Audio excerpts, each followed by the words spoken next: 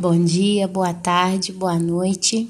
Eu me chamo Ana Paula, para quem não me conhece, seja muito bem-vindo a esse canal, que ele possa ser uma bênção na sua vida.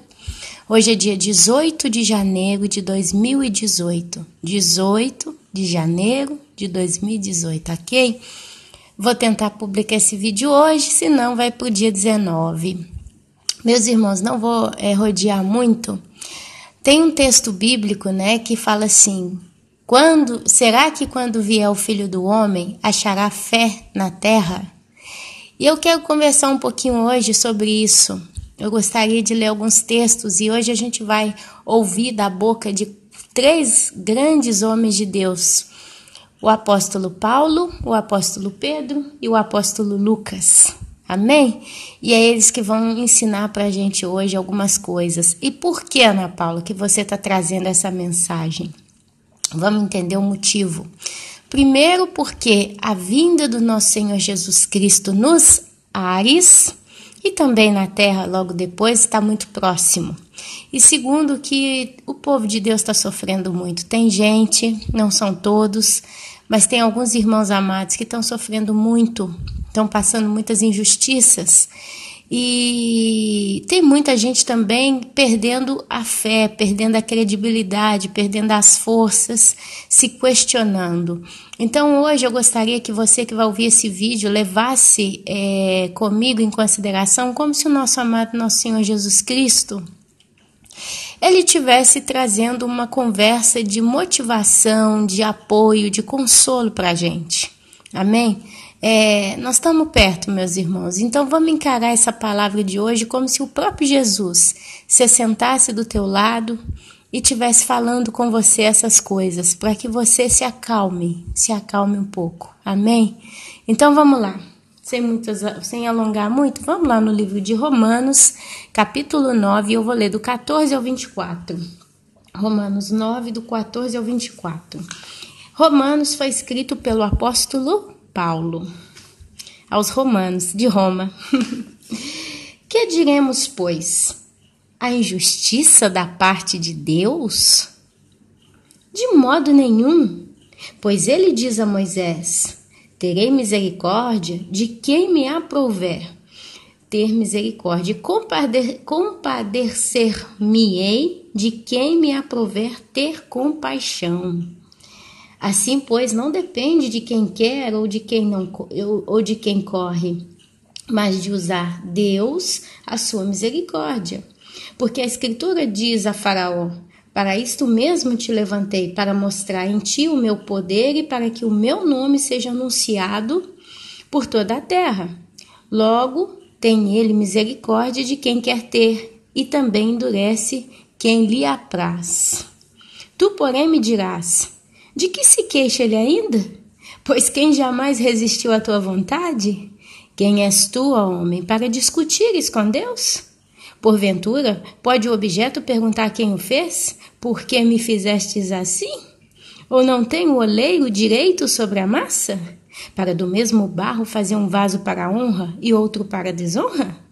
Que diremos, pois? Se Deus, querendo mostrar sua ira e dar a conhecer o seu poder, suportou com muita longanimidade os vasos de ira, preparados para a perdição, a fim de que também desse a conhecer as riquezas da sua glória, em vasos de misericórdia, que para a glória preparou de antemão, os quais somos nós, a quem também chamou, não só dentre os judeus, mas também dentre os gentios. Amados, esse é um texto que fala da soberania de Deus. Basicamente, esse texto ele fala da soberania de Deus. Primeiro eu li o texto, como todo mundo faz, simplesmente lê. Quando a gente lê esse texto, assim como eu li aqui agora, você vai simplesmente achar que Deus simplesmente tem misericórdia de quem ele quer. E de quem ele não tem misericórdia, ele larga para lá, Ele deixa o pau quebrar. Tem muita gente que lê esse texto e tira essa conclusão, mas a minha pergunta aqui para você é: será que é isso?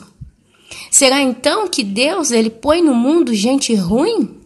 E ele permite a pessoa ser ruim, já sabendo que a pessoa é ruim e vai trazer muito dano ao seu redor, mas ele não está nem ainda, manda essa pessoa para o inferno? Pior, Ele ainda faz essa pessoa até nascer, já sabendo que não tem nada por ela está já condenada. Antes de nascer, ela já está condenada? Ana, será? Vamos ler direito, meus irmãos?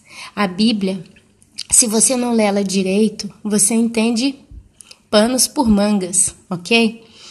Eu quero frisar aqui, nesse primeiro pedacinho aqui, que o apóstolo Paulo, ele começa a conversar algumas coisas, vocês têm que ler o livro de Romanos, é basicamente Paulo discutindo, filosofando, né, as coisas de Deus no meio do povo. E aqui nesse momento ele fala, que diremos, pois?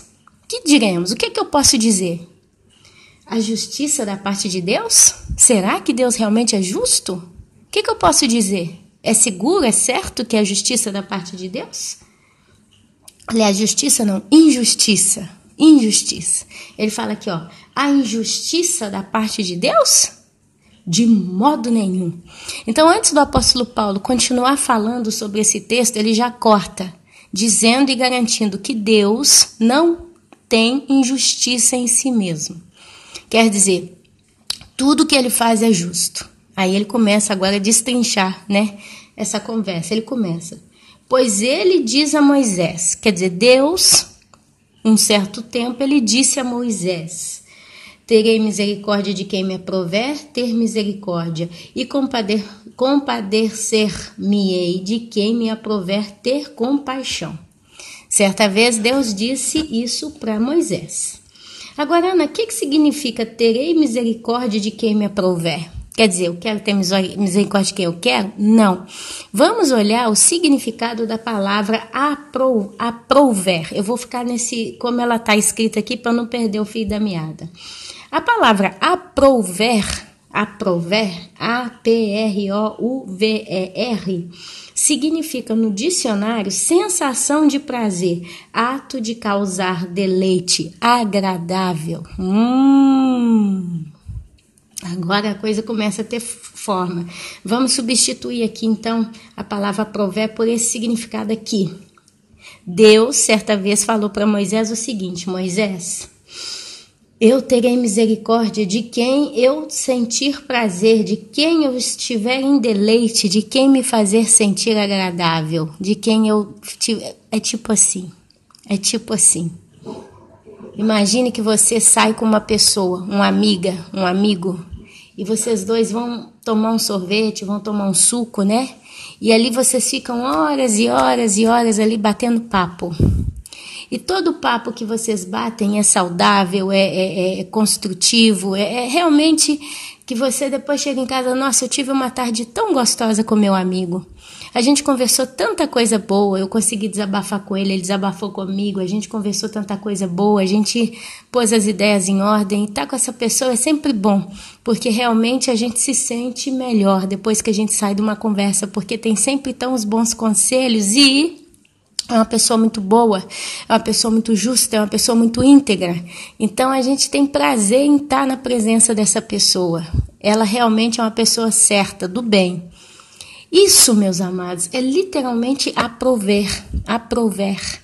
Essa é a sensação que Deus está dizendo, que Ele vai ter misericórdia das pessoas nas quais Ele se sentir bem, nas quais Ele tiver deleite.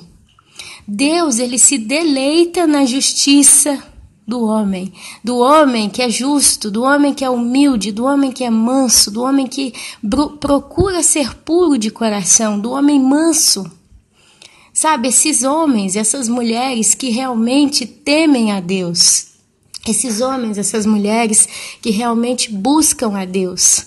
Davi foi um homem segundo o coração de Deus. Mas por quê? Porque Davi era justo? Absolutamente não. Davi matou, Davi adulterou, Davi aprontou. Mas Davi, quando ele vinha na presença de Deus, ele se humilhava. Ele sabia, ai dele, se não fosse Deus. E ele sabia que a vida dele estava nas mãos de Deus. E Davi amava adorar a Deus. Você basta ver os Salmos. Davi dava bobeira com Deus. E Deus então se aprovava, né? Sentia prazer quando Davi estava adorando. Esse prazer de alegria, esse prazer de satisfação, esse prazer de olhar para uma pessoa e falar, esse aqui me reconhece como eu sou. ele depende de mim, ele me busca, é uma pessoa que realmente quer estar na minha companhia, se tornar agradável a mim. E ali, meus amados, vocês vão vendo a palavra de Deus quando ele fala que alguns serão chamados amigos de Deus. Por quê? Por exemplo, Abraão foi chamado amigo de Deus. Mas vocês podem ter certeza que eu acredito que Davi também no final virou amigo de Deus. Daniel também virou amigo de Deus. E muitos aí que estão nas escrituras viraram amigos de Deus.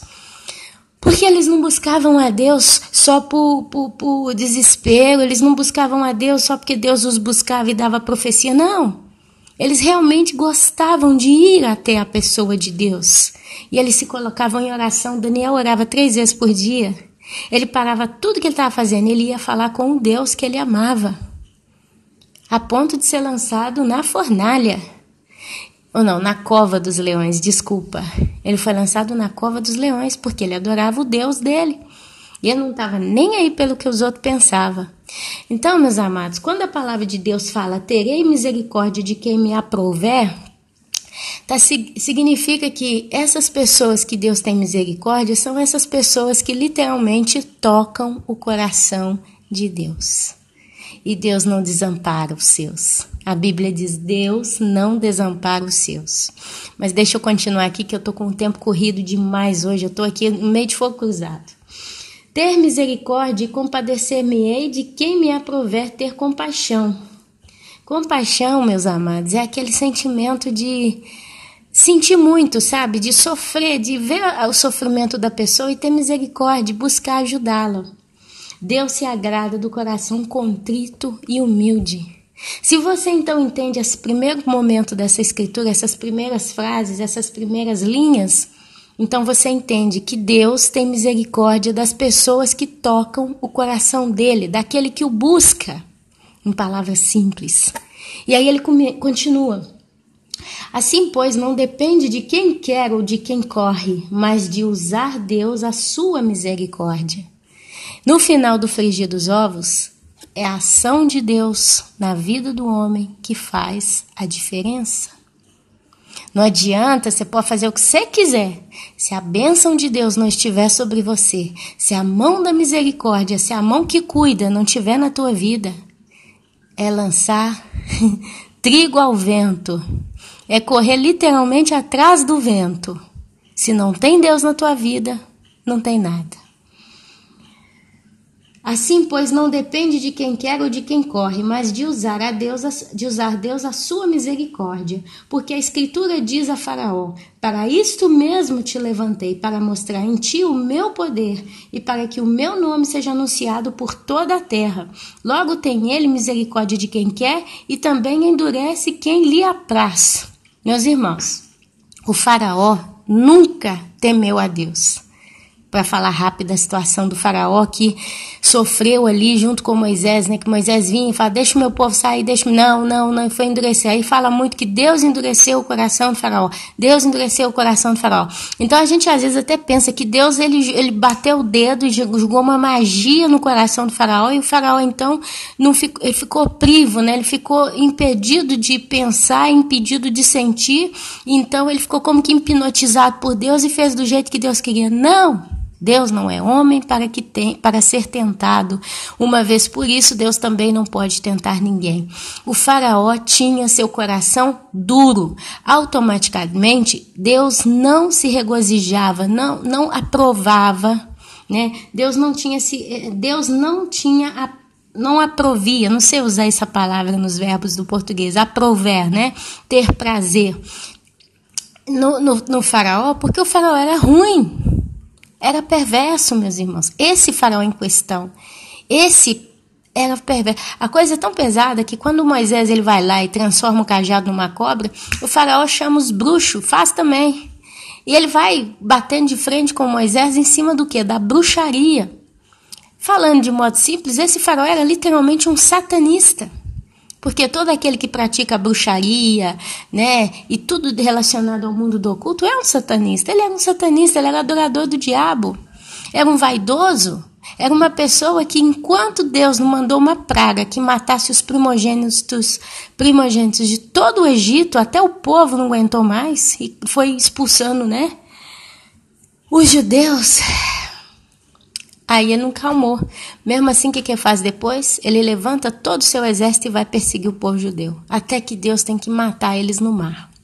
Então, meus amados, Deus não é que ele endureceu o coração do faraó. O coração do faraó já era um coração mau com a letra U, perverso, vaidoso. O coração dele já estava inclinado para as concupiscências da carne. Deus simplesmente não se envolveu. O Espírito Santo não convenceu o coração daquele homem, porque não era convencível. Não é que Deus não pode converter o coração do homem, mas se aquela pessoa já nasce irada, já nasce mal, já nasce perverso e nunca vai se arrepender, e Deus já o sabe, Deus conhece a gente antes de nascer, ele já sabe quem é que está nascendo, ele sabe como é que vai terminar. Então Deus ali, ele não tocou no coração dele, porque não tinha como tocar, porque até então, se você para analisar, só de ter vindo um homem de Deus e ter feito milagres e prodígios no meio da terra do Egito, já era o suficiente para o faraó falar, não, o Deus dele é maior do que o meu.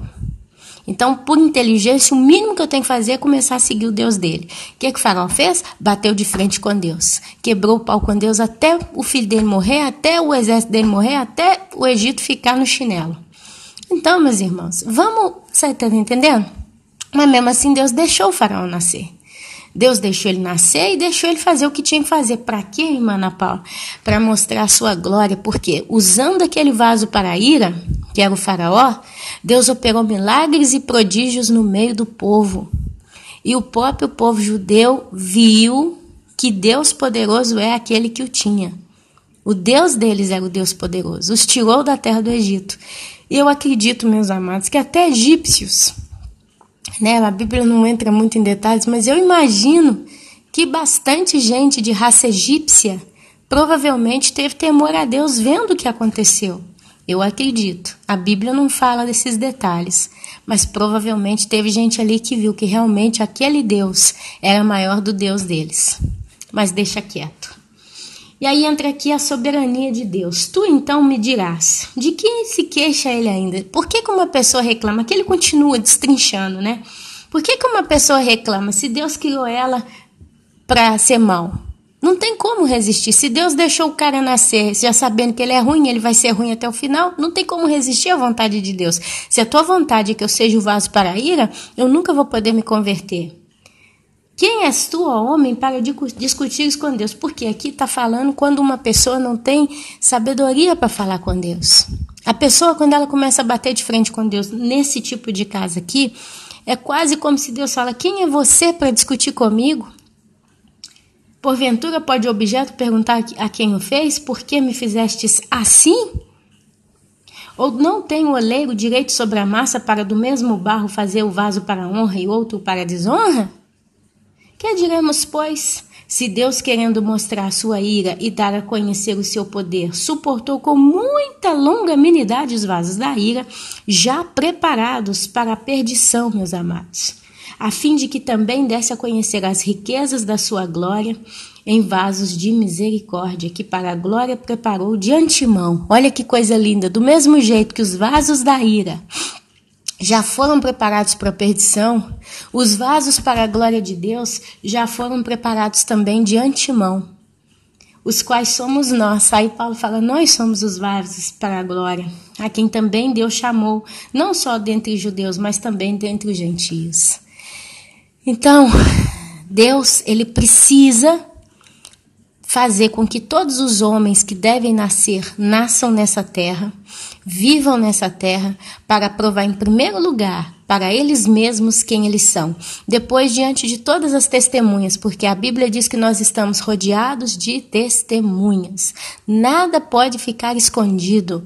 E vai chegar um dia que vai ter julgamento, julgamento do trono branco. Quem estiver ali vai para o inferno, vai para o lago de fogo e enxofre, mas também vai ter o tribunal de Cristo. Ninguém ali vai para o inferno, ninguém ali vai para o lago de fogo,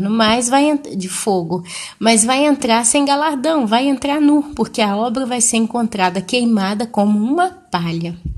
Mas tudo que nós somos, tudo que fazemos está sendo computado, está sendo registrado e testificado pelo Espírito Santo diante de Deus. Amém? E Deus, ele conhece a pessoa antes que ela nasça. Mas Deus não pode pegar uma pessoa e mandar já para o inferno antes dela nascer, porque tanto eu já sei que esse aqui não tem jeito. Não, Deus é justo. Então Deus, ele permite e suporta com muita longanimidade, com muita paciência os chamados vasos para a ira. Porque através desses vasos Deus também mostra a sua glória. E acaba que tudo serve de testemunho para que no final das contas todo joelho se dobre e entenda que Deus é santo, que Deus é justo, que Ele é soberano, que Ele é o Criador de tudo. E nós temos que prestar honra e glória a Ele. Amém? Então esse texto aqui de Romanos, capítulo 9, basicamente começa falando então dos chamados vasos para a ira e vasos para a glória. Agora que a gente conversou um pouquinho, a gente então já começa a entender o que é esse vaso para a ira. E Deus precisa, meus irmãos, eu sei que eu já falei várias vezes, mas tem gente chegando agora no canal, nunca viu uma mensagem aqui, então não teve esse raciocínio. Só para fechar, para pincelar bem, ilustrar esse cenário. Eu nunca apareci numa corte, eu nunca fui julgada, eu nunca fiquei diante de um juiz, de um tribunal, ok? Eu nunca, graças a Deus, nunca tive. Uma vez eu fui por causa trabalhista, eu fui como que testemunha, todo mundo estava indo, falou que eu tinha que ir, mas no final eu não vi nada, eu nem entrei na salinha, para ser sincera. Antes que eu tivesse que entrar, alguém saiu e falou, não, já acabou, já está tudo resolvido, pode ir embora para casa, não vai precisar de você. Então eu nem vi. O máximo que eu cheguei perto foi isso. E na televisão, vendo alguns filmes aí, né, entre advogados de acusação, advogado de defesa, o juiz, aquele grupinho de pessoas que dão testemunha, etc. Mas uma coisa todos nós sabemos. Quando uma pessoa vai diante de um tribunal para ser julgada por um juiz, essa pessoa, ela para ser acusada como culpada ou para ser inocentada, provas de que ela fez ou provas de que ela não fez tal coisa têm que ser apresentadas na corte. Então, se é uma pessoa que está sendo acusada de assassina, alguém vai ter que mostrar as provas do crime, a arma do crime, alguma fotografia, algum exame de DNA e todas as evidências possíveis, e a história, e testemunhas, gente que viu, quer dizer, tudo gira em torno de provas. Se não tiver prova quanto àquela pessoa, ainda que seja realmente um grande assassino, mas se não aparecer nenhuma prova contra essa pessoa, se não aparecer nenhuma testemunha ocular, se não aparecer nada, aquela pessoa é liberada. Isso é o tribunal dos homens. E o juiz, ele dá a sentença, culpado ou inocente.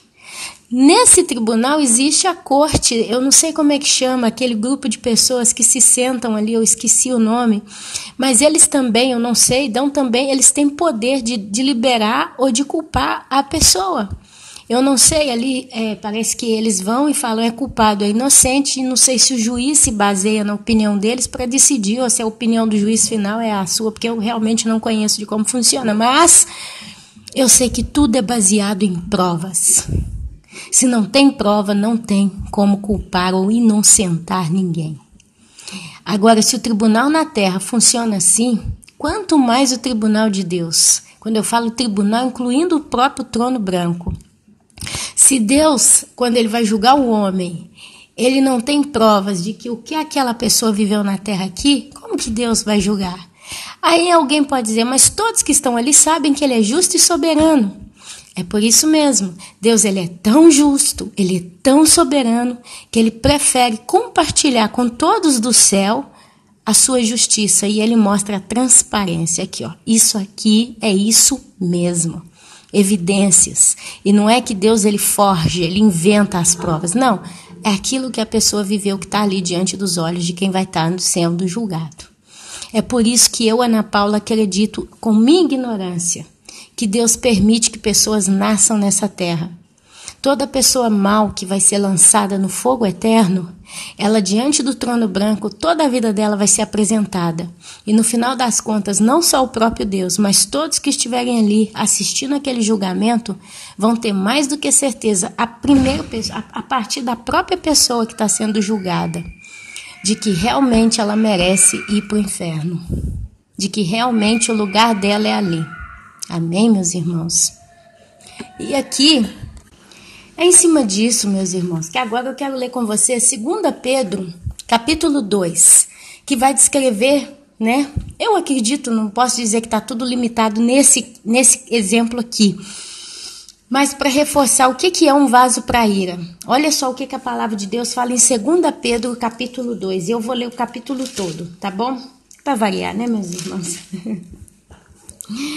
Assim como no meio do povo surgiram falsos profetas, assim também haverá entre vós falsos mestres, os quais introduzirão dissimuladamente, com loucura, né, heresias destruidoras, até o ponto de renegarem o soberano Senhor que os resgatou, trazendo sobre si mesmos repentina destruição. E muitos seguirão as suas práticas libertinas, e por causa deles será envergonhado, infamado o caminho da verdade. Vai ter uma péssima conduta, né? Uma péssima fama o caminho da verdade. Também movidos por avareza, que seria uma certa cobiça, né? Farão comércio de vós, com palavras fictícias. Para eles, o juízo lavrado a longo tempo não tarda. Olha aqui, meus irmãos. Olha aqui o vaso para a ira já. Antes que nascessem o juízo para eles já está decretado. Para eles, o juízo lavrado a longo tempo não tarda. E a sua destruição não dorme. Ora, se Deus não poupou anjos quando pecaram, antes precipitando-os no inferno, os entregou a abismos de trevas, reservando-os para juízo, e não poupou o mundo antigo, mas preservou a Noé, pregador da justiça, e mais 7 pessoas, quando fez vir o dilúvio sobre o mundo de ímpios, e reduzindo a cinzas as cidades de Sodoma e Gomorra, ordenou-as à ruína completa, tendo-as posto como exemplo a quantos venham a viver impiamente, e livrou o justo Ló, afligido pelo procedimento libertino daqueles insubordinados. Olha que insubordinados, é gente que é sem limite, é gente que não escuta ninguém, que você pode tentar ajudar essa pessoa, não tem jeito. Porque esse justo, no caso de Ló, pelo que via e ouvia quando habitava entre eles, atormentava a sua justa alma, cada dia por causa das obras iníquas daqueles. Ló, quando vivia dentro de Sodoma e Gomorra, ele vendo e ouvindo as coisas que ali estavam, ele vivia com a alma afligida. Será que você que está aí me ouvindo não está vivendo também assim? Eu estou vivendo. Eu estou vivendo. Eu vejo tanta coisa errada. Eu ouço tanta coisa errada. Eu vejo coisas assim absurdas, que eu vou ficar calada aqui para ninguém me julgar. Mas assim, eu fico afligida. Porque a gente vê as pessoas indo para o abismo, você vê pessoas matando crianças aos poucos, vocês veem pessoas cometendo injustiça todos os dias, e você vai ficando aflita, você vai ficando angustiado, você vai ficando tão assim que você não aguenta mais. E você é justo, e Deus vê isso em você. Do mesmo modo, isso aconteceu com Ló. E aí Deus o que faz? Livra Ló daquela situação e bota fogo na cidade. Mandou fogo, mandou chumbo, né? Enxofre e fogo. É porque o Senhor sabe livrar da provação os piedosos e reservar sobre castigos injustos para o dia do juízo. Juízo vem de tribunal, presta atenção. Especialmente aqueles que, seguindo a carne, andam em imundas paixões e menosprezam qualquer governo. Não vale nada. Ah, mas Deus... Não, mas que interessa a Deus? Quem que é Deus? Quem é Deus? Ah, mas tem... Não. E vai pecando, e vai pecando, e vai pecando. Não tem temor a nada e nem a ninguém. Você já vê essas pessoas assim obstinadas. Deve ter sempre alguém por perto que você sabe. Atrevidos, arrogantes, não temem difamar autoridades superiores, ao passo que anjos, embora maiores em força e poder, não proferem contra elas juízo infamante na presença do Senhor. Quer dizer, está dizendo aqui que os anjos não vão no céu, vira para Deus e fala, olha lá, aquela pessoa que ela está fazendo, olha lá o que está acontecendo, olha o que Satanás está... Não. Esses, todavia, como brutos irracionais, naturalmente feitos para a presa e destruição. Olha aqui o vaso para a ira, meus irmãos. Esse texto de 2 Pedro, capítulo 2, ele descreve claramente o que é um vaso para ira. Ele mostra as características dessas pessoas. Olha só, atrevidos, arrogantes, não temem difamar autoridades superiores, ao passo que anjos, embora maiores em força e poder, não proferem contra elas juízo infamante na presença do Senhor. Esses, todavia, como brutos e irracionais, a palavra racionar ou irracional, né? Racional ou irracional, vem de mente. É a pessoa que pensa ou não pensa quando fala. Quando uma pessoa é chamada de irracional, é que quando ela fala uma coisa, ela não está pensando naquilo que ela fala. Peraí, será que isso que eu estou falando aqui é isso mesmo? É correto, é coerente, é condizente? Não, ela vai falando como tola, né? E aqui Deus chama essas pessoas de brutos irracionais, porque eles são realmente topeira, né? Naturalmente feitos para presa e destruição. Eles são naturalmente feitos, quer dizer, do jeito que eles são feitos. Falando mal daquilo em que são ignorantes. Gente, eles falam daquilo que eles não conhecem, sem temor, e mete a ripa. Na sua destruição também hão de ser destruídos, recebendo a injustiça por salário da injustiça que praticam. Considerando com prazer a sua luxúria carnal em pleno dia, quais nódoas óbvias, né?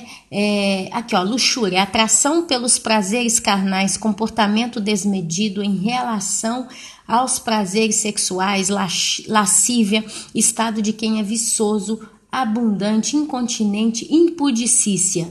Nódoas, mancha, sinal deixado por alguma coisa suja, desonra, ação de comportamento que prejudica outra pessoa. Então ele fala, né? Considerando como prazer a sua luxúria carnal em pleno dia, quais nódoas, com manchas, né? E deformidades, eles se regalam, se dão presentes, né? Nas suas próprias mistificações. Eles vão inventando fábulas, enquanto banqueteiam junto convosco. Quer dizer, eles estão no meio do povo santo. Eles vão banqueteando, tendo os olhos cheios de adultério e insaciáveis no pecado. Eles vão pecando, e quanto mais peca, mais quer pecar. Eles têm prazer em pecar, engodando, aprisionando, né, afunilando almas inconstantes. Aqui diz, o meu povo perece porque ele falta conhecimento. É por isso que são almas inconstantes. Hoje escuta uma pessoa, amanhã escuta outra, e dependendo do que escuta, eles vão mudando de opinião. Inconstância. Se você é uma pessoa inconstante, toma cuidado, porque você mais cedo ou mais tarde, se continua assim, vai acabar caindo. Porque você vai atrás de doutrinas. Hoje você escuta uma coisa certa, amanhã você escuta uma errada, e você vai vivendo assim de vento em vento, e você não tem opinião formada, você não está realmente construído na rocha. O seu alicerce é mole e vai cair. Então a gente tem que ser constante nas coisas de Deus, como lendo a palavra e buscando ao Senhor no teu quarto fechado, com coração sincero. Tendo o coração exercitado na avareza. Avareza é o apego extremo ao dinheiro, não demonstra generosidade, é mesquinho. Então a pessoa avara é dinheiro, dinheiro, dinheiro. Filhos malditos. Filhos, porque são filhos de Deus, mas malditos. Abandonando o reto caminho, se extraviaram, seguindo pelo caminho de Balaão, filho de Beor, que amou o prêmio da injustiça, recebeu, porém, castigo de sua transgressão, a saber, um mudo animal de carga, falando com voz humana, refreou a insensatez do profeta. Esses tais são como fontes sem água, como névoas impelidas pelo temporal. Para eles está reservada a negridão das trevas. Já está decretado, meus irmãos. Só falta aí. Mas Deus já decretou para eles, porque Deus é justo. E existe uma testemunha no céu que vê. Os demônios vêm, os anjos vêm, os santos vêm. Todas essas coisas, querendo ou não, já estão sendo registradas.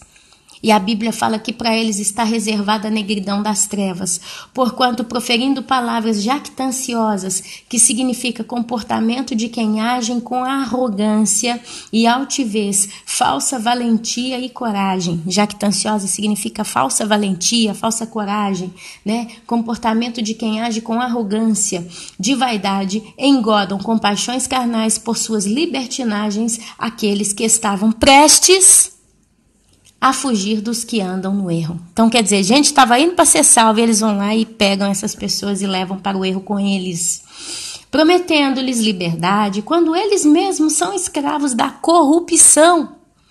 Pois aquele que é vencido fica escravo do vencedor. Não interessa do que você é vencido, o que vence você te faz escravo.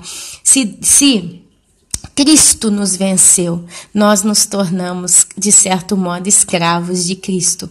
Mas Ele não nos chama de escravos, Ele nos chama de servos. Deus não chama a gente de escravo, Deus chama a gente de filhos. Amém? Basta você... Aqui entra um outro assunto, deixa eu cortar aqui, senão meu tempo não me permite, né? Vou falar assim, no tempo de Israel, lá, um tempo antigo, que o povo era comprado, tinha o estrangeiro, não sei quem, era comprado como escravo, ok? Quando era comprado, ele tinha um tempo para servir, e um dia o patrão simplesmente tinha o caso de gente que falava, bom, eu vou te libertar, você vai ser livre, você prestou serviço para mim durante muitos anos e eu vou te liberar. Aí, o escravo, se ele gostava de ser servo, né, gostava de trabalhar para esse moço e não queria nunca mais sair daquele local, ele virava para o seu senhor e falou, não, eu quero uma marca. Quando ele dizia que queria uma marca, ele estava dizendo em palavras curtas, eu quero ser escravo seu por toda a minha vida. Então, o que acontecia? Aquele senhor fazia uma assembleia, convocava uma assembleia, e naquela assembleia apresentava aquele escravo, era apresentado que o tempo de escravidão dele tinha sido cumprido, ele trabalhou, ele serviu, né? E agora ele era livre. Mas esse escravo dizia, eu sou livre, mas eu quero continuar sendo escravo dele. Agora ele já não era mais um escravo, ele passava a ser chamado de servo. Então uma marca era colocada na orelha. Eu não sei qual era essa marca, não me lembro, porque eu estudei isso muito tempo atrás, mas eu sei que, eu não sei se era uma argola, um brinco, eu sei que tinha uma marca na orelha. Então quando aquele homem andava no meio do povo e tinha uma marca na orelha, todo mundo que olhava para ele sabia que aquilo ali era um escravo, que ele terminou o tempo da escravidão, mas se tornou um servo, e ele não pode ser comprado por mais ninguém. Nós nos tornamos escravos de Cristo, mas a partir do momento que Cristo nos liberou e disse, agora você não precisa viver obrigado em cima dos meus mandamentos. E Deus fala, agora você faz o que você quiser. Aí você, em vez de querer voltar para o mundo, querer fazer champanhe, né? Você continua falando, não, Deus, eu quero continuar sendo teu servo. Nós recebemos espiritualmente uma marca, que é a marca, né, do selo de Deus em nós, desde que nós somos salvos. Mas o que acontece? O servo, ele não precisa ser vigiado, ele não precisa ser acorrentado, ele não precisa ser constreito a nada. Ele serve por amor, ele segue o seu Senhor por amor. Assim nós seguimos o nosso Jesus, por amor. Somos servos dele, e o nosso prazer, a nossa honra é sermos servos de Deus. Amém? Justo para pincelar. Pois aquele que é vencido fica escravo do vencedor.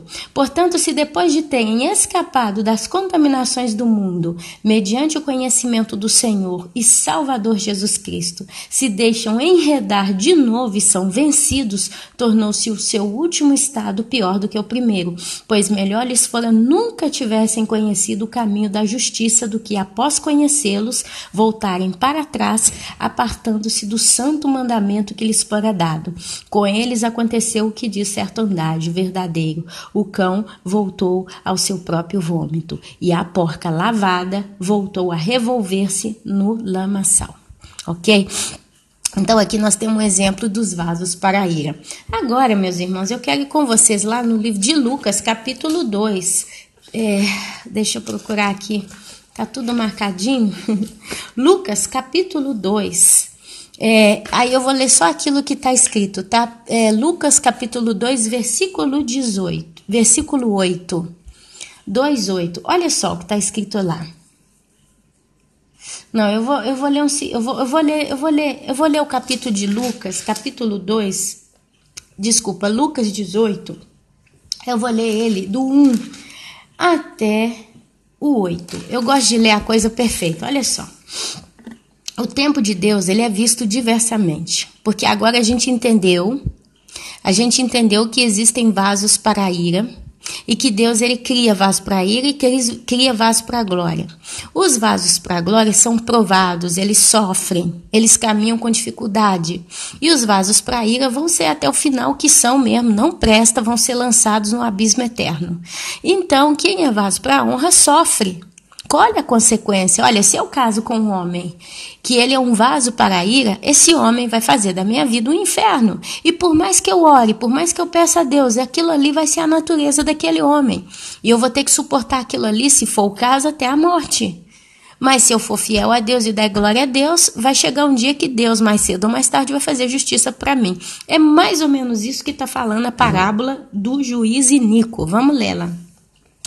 Disse-lhes Jesus uma parábola sobre o dever de orar sempre e nunca esmorecer. Aqui Jesus ele conta essa parábola com base no conselho de nós, os santos, termos que orar sempre e nunca esmorecer. Esmorecer, desanimar, entregar os pontos, tá bom? Havia em certa cidade um juiz que não temia a Deus. Ele nem respeitava homem algum. Havia também naquela mesma cidade uma viúva que vinha ter com ele dizendo: julga a minha causa contra o meu adversário. Ele por algum tempo não quis atender, mas depois disse consigo: bem que eu não temo a Deus, nem respeito a homem algum. Todavia, como esta viúva me importuna, julgarei a sua causa, para não suceder que por fim venha a molestar-me. Então disse o Senhor Jesus: considerai no que diz este juiz iníquo. Não fará Deus justiça aos seus escolhidos, que a ele clamam dia e noite, embora apareça demorado em defendê-los? Digo-vos, pois, que depressa lhes fará justiça. Contudo, quando vier o Filho do Homem, achará porventura fé na terra? Olha só, meus irmãos, isso aqui não casa muito o nosso quadro? Então disse o Senhor: considerai-no que diz este juiz iníquo. Quer dizer, pensa no que está acontecendo aqui. O homem era iníquo, era um juiz sujo, não queria saber de ajudar ninguém. Mas a viúva todo dia lá encheu o saco dele. Todo dia, julga, dia e noite, ela estava lá. Provavelmente ele ia sair, ela estava lá. Provavelmente deve ter tido momentos que ela nem abriu a boca, ela já estava parada lá, ele só olhou e aquele troço virou uma obsessão, né? Ela ficava rodeando ele. Provavelmente esse juiz perdeu a paz, perdeu a vida. Aonde ele ia, ela estava. Ele ia sair de manhã, ela estava lá. Ele ia sair de tarde, ela estava lá.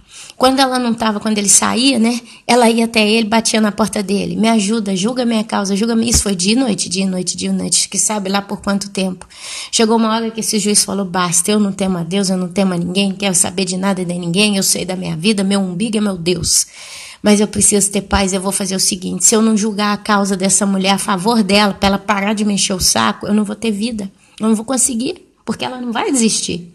Então ele foi, chamou a mulher e julgou a causa a favor dela. Porque ele não aguentava mais, ele estava sendo literalmente afligido por aquela viúva. Mas aí Jesus vira e fala: considerai no que diz este juiz iníquo. O que o juiz iníquo disse? Eu vou julgar a causa desta viúva que está de noite atrás de mim, porque senão eu não vou conseguir viver. Então ele pegou e julgou. Quer dizer, o homem não prestava, mas a mulher, de tanto ficar atrás dele, tanto correr atrás dele, tanto cobrar, para ele ficar livre dela, ele julgou a causa a favor dela. Não é que julgou a favor, deu a ela o que ela queria. Fez, talvez pela primeira vez na vida dele, talvez única, ele fez justiça para com alguém. E aqui Jesus fala, né? Se esse juiz iníquo, esse homem ruim, julgou a causa da viúva, não fará Deus justiça aos seus escolhidos, que a ele clamam dia e noite, embora pareça demorado em defendê-los? Olha aqui, gente, escolhidos. Eu comecei lendo lá Romanos capítulo 9, quando fala que Deus, ele se compadece daquele que o apraz, daquele que traz prazer a Deus, daquele segundo coração de Deus. Então Deus simplesmente escolhe: esse é vaso para honra, esse é vaso para glória, aquele é vaso para ira. E eu posso dizer aqui pela fé e pelo que a palavra me diz: se você que está aí me ouvindo, sua vida está muito ruim, está muito triste, você está sofrendo coisas que você fala, eu não estou aguentando mais, você pode ter certeza, se você é um vaso para a honra, a palavra de Deus garante, porque cada letra, cada frase, cada palavra, cada vírgula, cada texto nas escrituras é literalmente um contrato de Deus para com o homem, para com seu povo. A Bíblia não é só uma um belo compêndio, né? Um grupo de livros que dá conselho, ensina, mas é também um contrato. Cada vez que você lê algo na Bíblia, Deus, ele assina embaixo. Então, se ele fala que vai fazer justiça, ele vai fazer. Se ele fala que ele vai condenar, ele vai condenar. Se ele fala que vai, entendeu? Deus, ele assina embaixo. Ele usou profetas, ele usou apóstolos, ele usou pessoas para escreverem esse livro durante tanto tempo, mas ele assina embaixo: vem de mim. Tudo que está prometendo aqui, eu assino embaixo. E aqui o que ele assina, ele está falando para quem está sofrendo, principalmente injustiça. E isso está acontecendo com 99% do povo. Ele fala: não fará Deus justiça aos seus escolhidos? Quer dizer, se um cara injusto, iníquo, um homem, fez justiça a uma viúva, quanto mais eu que sou Deus, reto e justo, juiz, que amo o meu povo, não farei justiça a eles? Os meus escolhidos, os meus eleitos, que a ele clamam dia e noite. É verdade ou mentira, minha querida? Meu amado, você não tem clamado Deus dia e noite pela justiça de Deus? Se não tem, lembra o que ele falou no início aqui? Disse aqui, disse-lhes Jesus uma parábola sobre o dever de orar e sempre, e nunca esmorecer. É um dever do santo, é um dever do justo. Você vai orando, vai orando, vai orando e nunca desanima. Perseverança. O apóstolo Paulo fala sobre a perseverança dos santos. Meus irmãos, eu tenho na minha vida tanta gente que parece que não tem solução, mas eu não desisto. E eu tenho clamado a Deus todos os dias por todos eles. E juntei ainda com mais gente que está clamando também. Nós, todo mundo, estamos clamando. E todo dia está lá uma oração, como uma luz acesa, lembrando a Deus do nosso pedido. E sabe qual é o pedido? Que Deus salve essas pessoas. Porque a única coisa pela qual a gente ora é isso. Oração pela salvação das almas. E eu creio que esse é o desejo de Deus, do coração de Deus. Porque o desejo do coração de Deus é que nenhum se perca. E se eu peço segundo o coração de Deus, Ele vai me dar. Meus irmãos, quando a gente lê a palavra de Deus e a gente começa a entender o raciocínio da cabeça de Deus dentro do que está escrito na palavra, é claro que tem de lá daquilo que a gente não conhece, mas aquilo que nos foi permitido conhecer de Deus dentro da palavra, e a gente vai lendo a Bíblia, vai entendendo o raciocínio das coisas, vai ligando uma coisa com a outra, a nossa fé, meus irmãos, literalmente se torna natural e inabalável, porque se tornam óbvias as coisas. Eu não vou orar por isso, porque a palavra de Deus diz que não adianta orar, mas por outra coisa eu vou orar, porque a Bíblia diz que sim, Deus assinou embaixo, Ele me garante que Ele vai fazer. Apesar de tudo, eu tenho que ter paciência, apesar de não ser fácil. Então, minha querida, meu querido, olha, às vezes você está no mar de lamas, tem pessoas se levantando contra a sua vida com unhas e dentes. Eu tenho a minha própria irmã, tadinha, que está passando por isso. A minha irmã, quando ela sai da casa dela, tem uma mulher e uma filha que todo dia estão ali cobrando dela 35 mil reais. E estão fazendo da vida dela um inferno. A minha irmã está quase tendo um infarto no coração. Ela já não suporta mais. As outras filhas dessa mulher, uma delas já pediu perdão para minha irmã. E falou: espero que um dia você possa perdoar minha mãe e a minha irmã, porque elas não sabem o que estão fazendo. A minha irmã disse: não é uma questão de perdão, porque realmente eu não tenho nada contra elas, mas eu não estou conseguindo viver. E a vida dela está sendo um inferno. E elas todas são crentes, hein? Todo mundo diz que tem Jesus. Inclusive, a filha virou para minha irmã e falou assim: Deus está vendo o que você está fazendo com a gente. Ah, minha irmã ficou calada. Não, minha irmã respondeu: está vendo mesmo. Então, minhas queridas e meus queridos, tem gente que está passando, olha, tem irmãs aqui que está passando, tem dia que eu escuto coisa que meu coração fica em frangalhos, de tanto que eu fico triste pela causa da situação que a pessoa está passando. Mas Deus está dando uma palavra para você nessa manhã. Toma pela fé. Feche os olhos, viva um dia de cada vez e tome essa palavra pela fé que diz: então disse o Senhor, considerai no que diz este juiz iníquo. Não fará também justiça a Deus aos seus escolhidos, que a ele clamam dia e noite? Embora pareça demorado em defendê-los, parece que está demorando, meus irmãos. Parece que está demorando. Parece. Porém, digo-vos que depressa lhes fará justiça. Contudo, quando vier o Filho do Homem, achará porventura fé na terra? Talvez essa última frase está mais para nós do que para aqueles que já passaram por esse mundo e se foram, porque nós estamos nos dias da volta de Jesus. Creia você ou não, nós literalmente já estamos nos dias da volta de Jesus. E aqui ele diz: será que quando vier o Filho do Homem, porventura, achará fé na terra? Aí eu convido você, minha querida e meu querido, a ler comigo, voltando lá em 2 Pedro, todo o capítulo 3, e aqui eu vou estar começando a encerrar esse vídeo.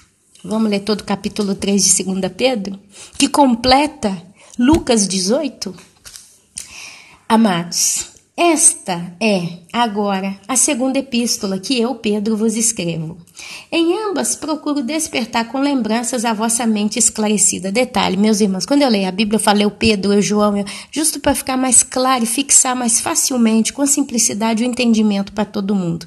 Mas você anota os textos e depois você vai ler lá, você vai ver o que está sendo falado, tá bom? Eu procuro, meus irmãos, destrinchar a palavra e degustar essa palavra aos poucos, pensar no que eu estou lendo. Porque se você lê a Bíblia, mas não pensa, você não entende. Você tem que pensar, você vai lendo e pensando, busca no dicionário, você viu como é que eu leio aqui? Eu vou puxando palavras que às vezes a gente acha que entende, mas não entende, meus irmãos. Eu, Ana Paula, se eu não tenho certeza daquela palavra ali, eu sei que realmente é aquilo, eu vou no dicionário para ter certeza. Isso é o mínimo de sabedoria para uma pessoa que quer ler a palavra de Deus. Dicionário do lado. Significado da palavra tal. Ele vai lá e te dá a resposta. Aí você lê. Isso ajuda aquilo a fixar mais na sua compreensão. E nesse meio tempo o Espírito Santo está testificando e te dando força. E te ajudando a crescer em fé. Tá bom? Então é por isso que eu falo. Eu Pedro, eu Paulo, eu isso, eu aquilo. Então busca a palavra do significado. Porque a gente tem que ler a Bíblia assim. Pensando. Se você ler como um robô, você não vai entender nada. É só perder tempo e gastar os seus olhos. Então, amados, esta é agora a segunda epístola que eu, Pedro, vos escrevo. Em ambas procuro despertar com lembranças a vossa mente esclarecida. Então, Pedro aqui ele vai falar de algo que já foi dito para esse povo, que eram irmãos em Cristo, e Pedro já julgava essas pessoas de mente esclarecida. Quer dizer, eu, Ana Paula, para chegar nessa palavra aqui de Pedro capítulo 3, eu fui lá em Romanos capítulo 9, eu fui lá em Lucas capítulo 18, explicando os pormenores anteriores. E trazendo para os irmãos o que é vaso para a ira, o que é vaso para a glória, a promessa de Cristo que diz que ele não vai tardar, como foi julgada a causa da viúva que estava lá de noite, Deus também vai julgar a causa do seu povo, mas porventura quando ele vier achará fé na terra. E agora eu chego em 2 Pedro capítulo 3, que completa Lucas 18, essa frase que Jesus diz: porventura, quando vier o Filho do Homem achará fé na terra? Vamos entender isso aqui. Então, Pedro fala de um povo com já a mente esclarecida. E eu, Ana Paula, explicando esse trabalho aqui hoje, creio que todo mundo que está ouvindo aqui, dentro do que foi conversado, então, está também com suas mentes esclarecidas. É quase como se eu tentasse trazer quem está escutando esse vídeo ao mesmo estado daqueles irmãos em Cristo que ouviram as palavras de Pedro, capítulo 3. Tá bom? Para que vos recordeis das palavras que anteriormente foram ditas pelos santos profetas, bem como do mandamento do Senhor e Salvador, ensinado pelos vossos apóstolos, Paulo, Lucas, amém, meus irmãos? Etc. Tendo em conta, antes de tudo, que nos últimos dias, meus irmãos, virão escarnecedores com seus escárnios, andando segundo as próprias paixões. Aí a gente leu aqui 2 Pedro capítulo 2 e descreveu quem são esses. E dizendo: Onde está a promessa da sua vinda? Quando que Jesus vai vir? Está demorando? Não vem não. Porque desde que os pais dormiram, todas as coisas permanecem como desde o princípio da criação. São 2.000 anos, ou até mais, né? Porque desde o dilúvio, são aproximadamente 4.000 anos que o mundo está aí. Sol nasce, sol se põe, lua vai, lua vem, o patinho que vai na lagoa, a borboleta que voa, a chaminé que joga a fumaça, e todo mundo está aí. E daí, cadê Jesus? Séculos estão passando e ele não está voltando. Os pais dormiram e todas as coisas permanecem como desde o princípio da criação. Porque deliberadamente, esquecemos que de longo tempo houve céus, bem como terra. De longo tempo, tanto tempo ocorreu, a qual surgiu da água e através da água pela palavra de Deus. Vai lá em Gênesis, né? A criação do mundo, pela qual veio a perecer o mundo daquele tempo, afogado em água. No tempo de Noé, a mesma história. Sol nascia, sol se punha, borboleta voava, o cachorrinho corria e nada. Nós vamos poder fazer desse mundo uma baderna, não tem ninguém que faça nada. Ora, os céus que agora existem e a terra, pela mesma palavra, têm sido entesourados para fogo, estando reservados para o dia do juízo e destruição dos homens ímpios. Meus amados, antes foi pela água, agora é pior ainda, é pelo fogo. A água, quando uma pessoa é afogada, o pulmão explode, a pessoa depois de 6 minutos morre. Mas ela não sente dor física, ela sente só aflição com o afogamento, né?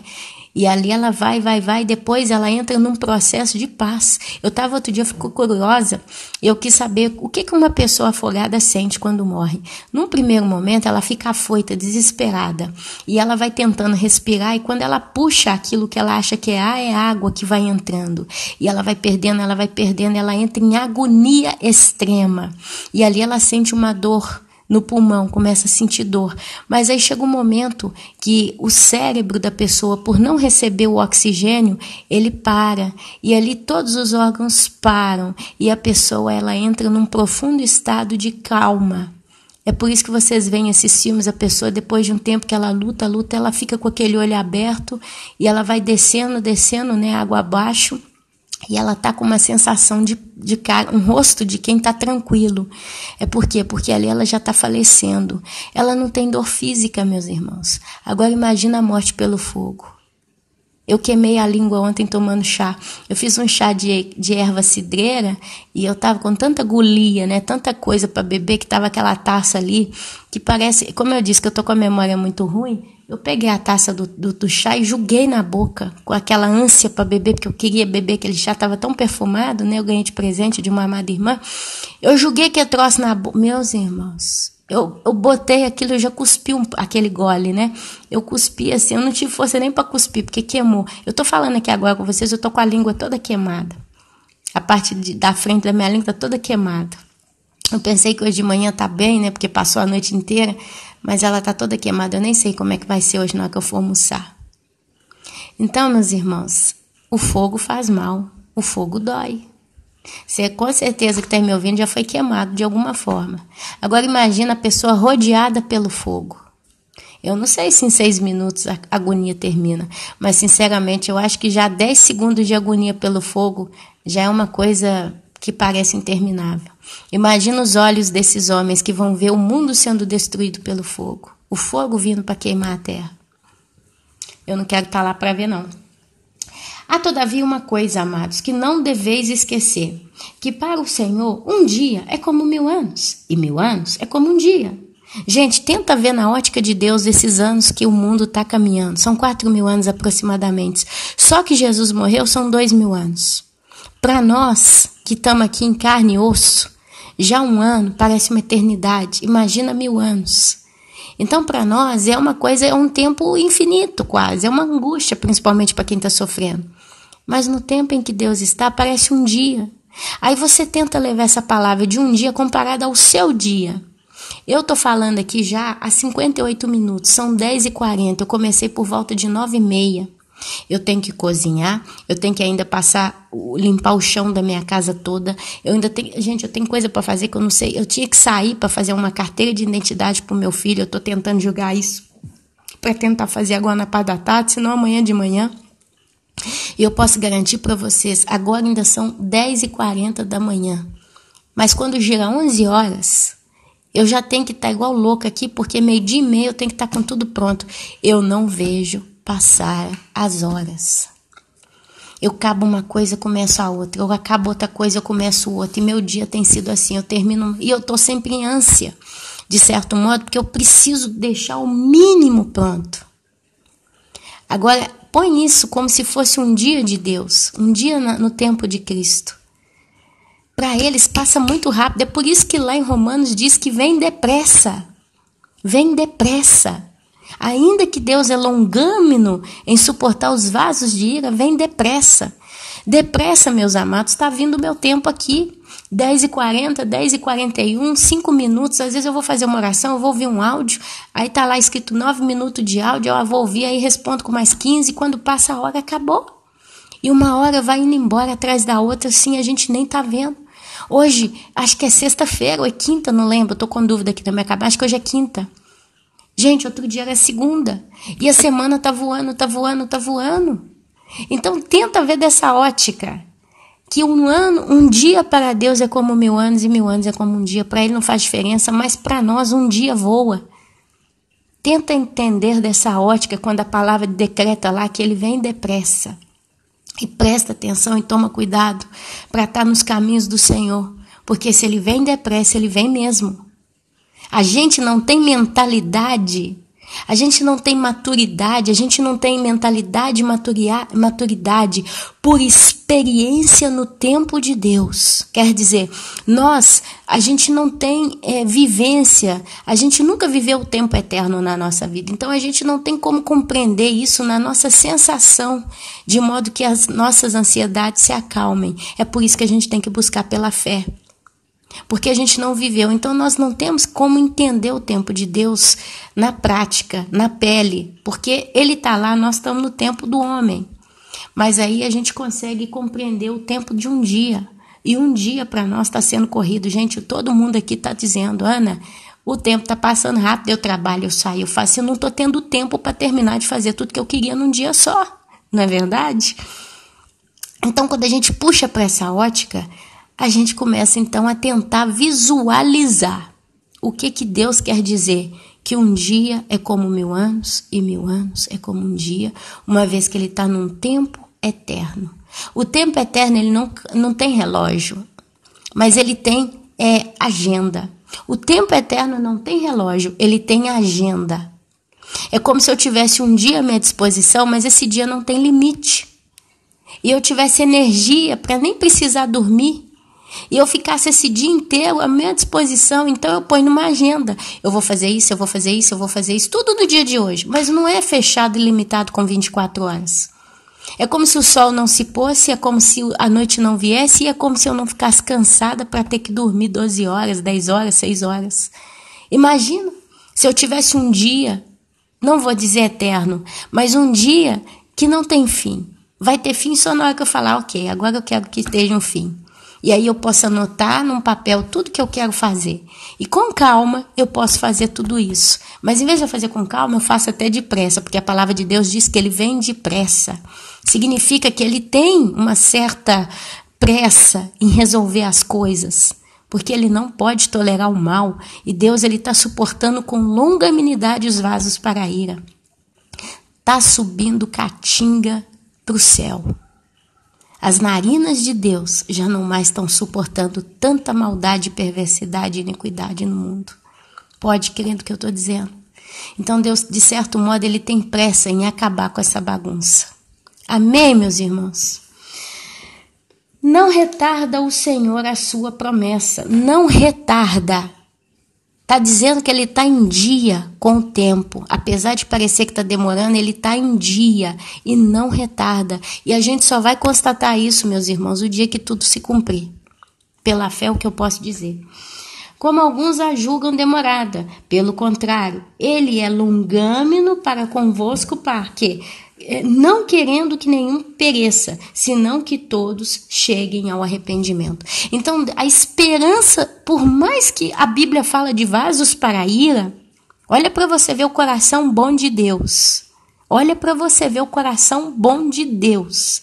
Por mais que a Bíblia fala do vaso para a ira, do juízo que para esse povo, né, a prisão para eles já está decretada, o abismo já está pronto. Quer dizer, está tudo preparado para quem se perder. E Deus, ele já deixa essa pessoa nascer, ele sabe que é vaso para ira, ele suporta essa pessoa. Tudo dá a entender que essa pessoa vai perder-se tudo. Mas a Bíblia diz aqui que Deus não quer que ninguém pereça. Então, quase que de um modo apelativo, eu posso dizer aqui que ainda assim, no coração de Deus, o desejo dele é que mesmo que uma pessoa é um vaso para a ira e não presta, ainda assim existe no coração de Deus um desejo que eu chamaria quase que de esperança, de quem sabe essa pessoa vai se arrepender. Eu vou deixar ela nascer. Eu sei que não vai ter jeito, mas ainda assim eu vou ter fé de quem sabe essa pessoa vai ouvir o chamado e vai voltar. Quem sabe? A chance ela vai ter, porque no dia que ela chegar no dia do juízo do trono branco, ela não vai poder dizer para mim, eu não tive chance de me arrepender, eu não tive chance de me converter, eu não tive chance de parar de errar. Não, porque a chance todos nós temos. A Bíblia diz que o sol da justiça de Deus, ele está sobre a cabeça de todos. Todo mundo tem chance, meus irmãos. Apesar de vasos para a ira serem já os vasos para a ira, porque Deus os conhece, como quem acabou de ler um livro, Deus sabe o final da história de cada um de nós, e a história está escrita. Ainda assim, Deus gostaria, deseja que ninguém se perca. Então, o que acontece? Ele é longâmino, ele vai deixando o ímpio viver, ele vai deixando o ímpio viver os dias da sua vida. É por isso que tem gente que morre com 70, 80 anos e é ruim de matar com pedra. Tem gente que chega a 100 anos e é mal. Eu acho que quanto mais uma pessoa vive, mais ela pratica maldade, mais vai ser pesado o juízo sobre ela. Porque provavelmente Deus vai poder virar para essas pessoas e dizer, eu te dei tanto tempo para viver naquela terra. Eu te dei tantos anos dentro da vida de um ser humano normal. E você nunca aproveitou nenhum deles, voltado a meu favor, ao seu próprio favor. Você nunca se interessou por mim. Você viveu anos e anos e anos e desperdiçou todos eles. Meus irmãos, o negócio é sério. Porém, ainda assim, Deus é longâmino para convosco, não querendo que nenhum pereça, senão que todos cheguem ao arrependimento. Mas, infelizmente, fatalmente, meus irmãos, 2 Pedro capítulo 3, versículo 10 diz, virá entretanto como ladrão. O dia do Senhor vai vir como ladrão, no qual os céus passarão com estrepitoso estrondo. Vai ser terrível, meus irmãos. Eu não sei se você já ouviu uma explosão, se você já ouviu alguma bomba que falou tão alto que tremeu tudo. Aqui na Itália eu já ouvi algumas coisas que de minha casa já chegou até a tremer. Eu fiquei com o coração na boca. Agora imagina o dia do Senhor vindo, em que o céu vai passar com um estrepitoso estrondo, e os elementos se desfarão abrasados, também a terra e as obras que nela existem serão atingidas. Visto que todas essas coisas hão de ser assim, desfeitas, deveis ser tais como os que vivem em santo procedimento e piedade, esperando e apressando a vinda do dia de Deus, por causa do qual os céus incendiados serão desfeitos e os elementos abrasados se derreterão. Nós, porém, segundo a sua promessa, esperamos novos céus e nova terra nos quais habita a justiça. Meus amados, quanto mais a gente trabalha na seara, quanto mais a gente busca no Senhor, quanto mais a gente se entrega para Ele, mais de certo modo a gente apressa o dia da vinda dEle. Porque a gente trabalhando, a gente adianta o serviço. Por que eu não estou aqui acomodada? Mas eu tenho essa ansiedade. Gente, eu passei hoje esse vídeo na frente de tanta coisa. Eu estou correndo o risco aqui de ter alguns problemas aqui hoje no meu dia, mas é coisa entre eu e eu mesma, né? Coisas que eu não consegui cumprir, mas eu preciso pôr esse vídeo. Eu preciso. Eu vou fechar esse vídeo aqui, acho que em 10 minutos, mas eu queria contar para vocês. Outro dia eu estava vendo, eu falei isso já com alguns irmãos. a corrida do salmão para reproduzir e continuar mantendo a sua espécie. O salmão, ele nasce na fonte de rios de água doce. Ele desce esses rios e vai para o mar. Ali no mar ele vive por 4 anos. Depois de 4 anos ele entende, o reloginho biológico dele fala para ele assim, está na hora de você reproduzir. A fêmea do salmão, ela está carregada de ovos e o peixe macho, ele está pronto para reproduzir esses ovos, né, com a companheira que ele vai encontrar lá na fonte do rio. Simplesmente, meus irmãos, o salmão, ele começa a caminhar verso um rio. E eles vão até esse rio específico.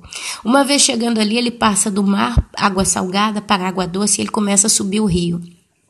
Então eles vão nadando, meus irmãos, eles vão nadando com tanta coragem, nada para esses peixes. Só que chega um momento que esse rio, porque rio vai subindo, né? Ele vem do alto. Eles começam então a encontrar as barreiras. E eles então começam a saltar a cachoeira, cascatas, cachoeiras, cascatas, cachoeiras, cascatas. E eles começam então a se arrebentar no meio de pedras. Muitos começam a ter muitas feridas, mas eles continuam subindo, nada para. Um mergulhador do National Geographic fez um documentário do Dr. Jacques Cousteau, que já morreu, foi um dos maiores documentaristas, né, que teve nesse mundo.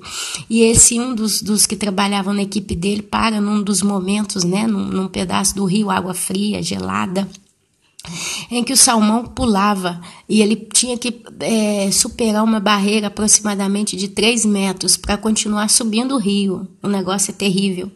E ele ficou dentro da água, debaixo da água, filmando aquele grupo de peixes, né, que estavam subindo. E ali captou que ele pegou um dos peixes que tinha tentado subir, não conseguiu, bateu numa pedra e caiu de novo para trás na água. E ali a câmera filmava aquele peixe todo desconvolto, né, todo agitado, porque ele estava meio tonto, porque ele teve uma pancada. E ali então ele pensou, provavelmente esse peixe vai desistir, ou ele vai voltar para trás, ou ele vai ficar aqui. Mas para nossa curiosidade, aquele peixe se recompôs. Assim que ele percebeu que ele já estava bem de novo, e foi coisa de minutos, ele voltou, procurou um lugar em que ele podia pegar um impulso, né? E ele desceu assim, impulsionou e saltou de novo. Enquanto aquele peixe não conseguia superar aquela barreira, ele não parava. A única coisa que para um salmão quando ele está subindo para reproduzir é a morte. Nesse meio trajeto tem ursos que já sabem que é o período do salmão reproduzir, eles já ficam nas fontes dos rios, e nas fontes, né, nas beiras dos rios, já esperando, eles vão pegando salmão na mão. O salmão cai na mão deles. Pescadores pescam salmão também assim, e vários animais vão comendo os salmões, mas eles continuam impetuosamente subindo e subindo, e vão se machucando, e eles vão nesse trajeto, eles vão se transformando. O salmão macho, a boca dele fica achatada, vira tipo uma tromba, fica como uma tromba, não sei porquê, o moço falou, não me lembro. E a peixe salmão fêmea, ela muda de cor, acho que ela fica vermelha, e vai tendo um monte de transformação no corpo físico deles. Detalhes, do dia que eles começam a viagem, saindo do mar até o rio, eles não comem nunca mais, eles não comem, eles não param nem para comer, só à noite que eles param para dormir, mas voltando o dia eles continuam subindo. Quando eles chegam, aqueles pouquíssimos que conseguem chegar na fonte, ali eles têm que procurar um companheiro ou uma companheira, e ainda assim eles têm que chegar na fonte mesmo, onde o rio está nascendo. Gente, é uma coisa absurda, depois vocês procuram um documentário para assistir. Eles têm que chegar na fonte. Ali, então, eles fazem uma dança. O salmão macho com a fêmea, eles fazem um ritual, uma dança. E ali, então, eles cruzam. E ali, então, finalmente, a fêmea depõe os ovos no lugar que ela acredita que é seguro. Depois que eles fazem isso, então, eles morrem. Não morrem logo em seguida, mas eles vão agonizando até a morte. Porque como eles estão cheios de escoriações internas e externas, as feridas vai dando parasitas. Peixe tem parasita, não sei se você sabe, tem gente que acha que peixe está na água, peixe está limpo, não tem problema, não, peixe tem parasita, Eu já vi muito peixe aqui na minha casa morrer por causa de doenças causadas por parasitas. Eles vão ficando com tumor no corpo todo. E eles vão ficando branco, né? Vai virando farinha. E aquilo tem angústia para os peixinhos, que eles vão sofrendo. E como eles não comem mais, a fraqueza, o sistema imunitário está tudo em terra. Eles, durante alguns dias, eles vão esperando a morte, até que morrem. Essa é a história do salmão. Por que eu estou falando da história do salmão? Porque o salmão, eu acho que é um dos peixes, um dos animais mais perseverantes da natureza. E aí você fala, por que Deus deixa, né? Deus deixa, meus amados, porque a Bíblia, que a própria natureza expressa a glória de Deus. A Bíblia diz que se não tem pessoas, homens e mulheres que pregam o evangelho, até as pedras no deserto vão clamar. Então, quando você vê um exemplo de um peixe chamado salmão, que tem perseverança e vai até a morte, se for preciso, para atingir o objetivo, a gente tem que causar isso como efeito para a nossa fé, independendo das barreiras, das cascatas, das cachoeiras, das pedras cortantes, do frio e da noite da nossa vida. Ainda que a gente caminha pelo vale da sombra e da morte, não temeremos mal algum, porque diferentemente do salmão, que 90% morre porque não dão conta de subir o rio, todos aqueles que são de Deus vão atingir a vitória, vão atingir a pátria eterna. É como ele fala aqui, nós, porém, segundo a sua promessa, esperamos novos céus e nova terra, nos quais habita a justiça. Promessa. A promessa de Deus é que todo aquele que crer será salvo e terá vida eterna. A palavra de Deus é cheia de promessas. E ontem a gente falou sobre os galardões. Foi ontem, nessa semana, vamos falar assim que é melhor. Nós falamos sobre os galardões. Meus amados, o dia do Senhor, ele vai vir como ladrão. O dia do Senhor é dia de ira. Nós já falamos também em vídeos passados, estudando o livro de Apocalipse. Se você quiser, você lembra os últimos 3, 4 vídeos, dê uma olhada. O dia da ira do Senhor vai ser um dia terrível e vai ser abrasador, com fogo. Mas a Bíblia diz que vai vir repentina destruição quando disserem paz e segurança. Jesus, ele nos manda vigiar e a gente se lembra da parábola das 10 virgens. 5 entram para a porta e a porta é fechada. Nós falamos sobre tudo isso esses dias passados, mas o que eu quero dizer com isso? Que tudo vai se fechando como uma coxa de retalhos. Aqui é só mais uma vez em que Deus está confirmando para nós as coisas que hão de ser e que são. Então, minha querida, meu querido, eu deixo essa palavra hoje, o título vai ser, será que quando vier o Filho do Homem achará fé na terra? É porque ele está nos convocando a sermos perseverantes como o salmão. E eu tenho certeza que ele achará fé na terra. Ele deixa essa pergunta como quem diz, né? Será mesmo? É verdade? É possível?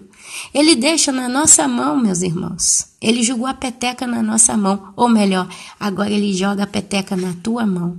Ele promete o livramento e a justiça na tua vida. Mas ele te pergunta, será que você vai ser perseverante e vai crer o suficiente? E não vai murchar? Não vai esmorecer?